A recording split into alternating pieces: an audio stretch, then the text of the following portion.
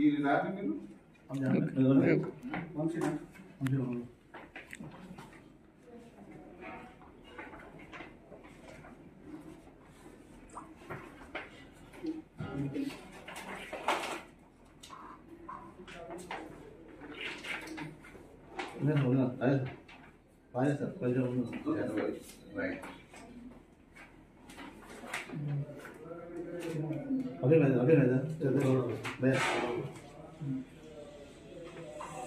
ఈరోజు ప్రజాకాంతి వార్షిక క్యాలెండర్ను ఆవిష్కరించడం జరిగింది.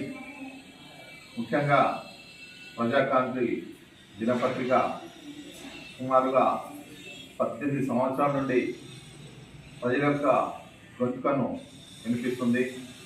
ముఖ్యంగా ఏదైనా సమస్యలు, ముఖ్యంగా ప్రజలు, బడుగు బలహీన వర్గాలు మరియు ఎక్కడైనా అన్యాయం జరిగితే అక్కడ ప్రజాకాంతి ఒక వెలుగులాగా వెలిగి ఇక్కడ ఉన్న సమస్యని ప్రజల దృష్టి, మన ప్రభుత్వ అధికారుల దృష్టికి, ప్రజాప్రతినిధుల దృష్టికి తీసుకొచ్చి ఆ సమస్య సామరస్యపూర్వకంగా పూర్తి స్థాయిలో పరిష్కారం అయ్యే వరకు కూడా ప్రజాకాంతి దినపత్రిక దాని వెంట ఉంటుంది.